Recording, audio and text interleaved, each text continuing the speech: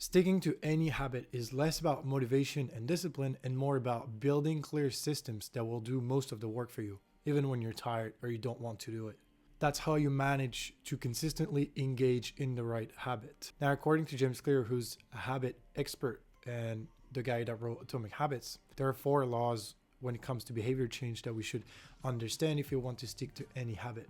We need to make it obvious, easy, attractive, and satisfying. And it can't be more relevant than when it comes to health and fitness. So in this video, we're going to see those laws in the form of steps so that you understand how to build healthy habits that last. The first thing that we need to do is make the habit obvious. There should be no hesitation about what the habit is, how to do it, when to do it, or even where to do it. It needs to be perfectly clear from the beginning. And that's what the first thing that we do with our clients, if you're under a coaching program, is to give you all the tools that you need not to complicate your life. We give you ready recipes so that you understand what you should eat. We set up your macros so that you know how much of it you should eat. We give you a workout plan, etc. So the whole structure is on us. You just have to engage in the right actions after that.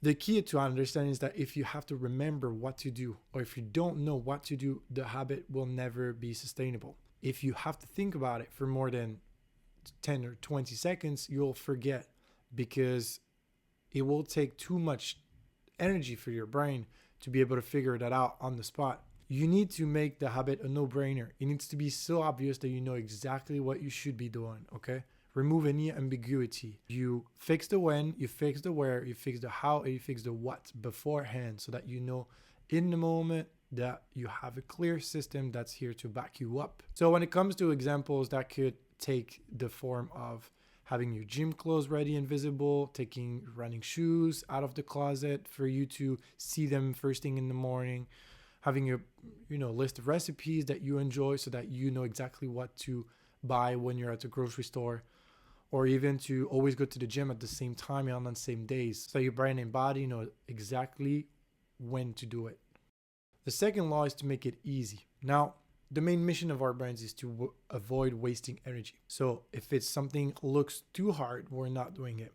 That's why the second law is to reduce the barrier to entry and to make it so low that engaging in the habit is not a struggle, or at least not a big one, because friction is going to be the biggest problem. Friction takes the form of procrastination, excuses, lack of motivation.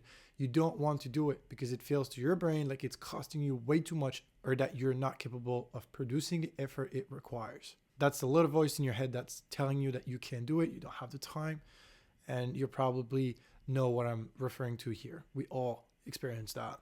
So you need to make the habit as simple as possible. You need to start very small, and you need to come up with a minimum viable version of the habit. You need to know exactly on bad days what is the minimum required so that you can engage in that and not question it and not struggle to, get into the habit, get into the groove. So I could take the example of shorter workouts on busy days instead of canceling. Now, right now, I'm talking about minimal viable version of the habit if it's going to the gym. If your example is to cook yourself breakfast, it should be to have a breakfast ready on the go. But it doesn't have to be a very fancy meal. As long as you're respecting the main guideline, the habit, then you have some flexibility within that domain to be able to make decisions depending on the context. Or, for if you're trying to improve your sleep right now, instead of overhauling everything, start very small. Start by going to bed 10 minutes earlier. Third law is to make it attractive. Now, this is going to be hard for people that pick a habit that doesn't look attractive to them at all, at least in the beginning. Your brain will repeat behaviors when it feels rewarding, when there's some sort of accomplishment or sense of mission or sense of meaning in that. You need to learn how to enjoy parts of your habit, even if you don't enjoy it right now. So for example, people that start going to the gym really don't enjoy the feeling of it, but they might enjoy the feeling that they get after the session though.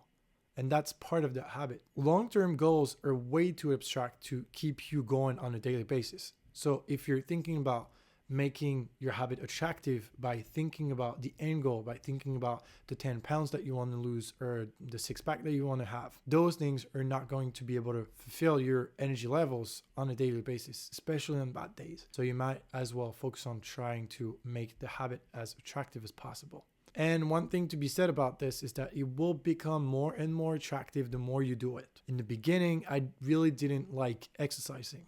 Now that I've been in it for a couple of years, I really enjoy the workouts themselves and not just the feeling that comes after. So if your goal, for example, is to increase physical activity, pick something that looks attractive to you.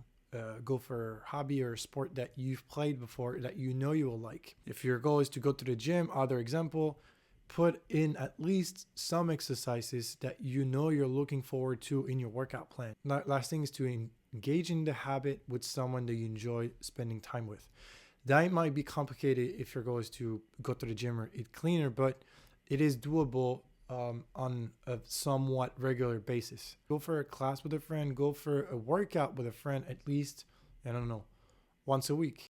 Fourth step is to make it satisfying, okay? After the behavior, after the habit, if you reinforce it with a reward, it gets repeated more often. And progress is something that needs to be felt and experienced. And rewarding yourself in the right way, and we're going to talk about that in a second, is the way to make that possible. You can use simple but clear feedback marks. For example, if you have different habits that you're trying to engage in, and of course you should focus on one habit, but when you start stacking them, have a to-do list, have a checklist, have something that you can put your mark in so that you know that you've done the job.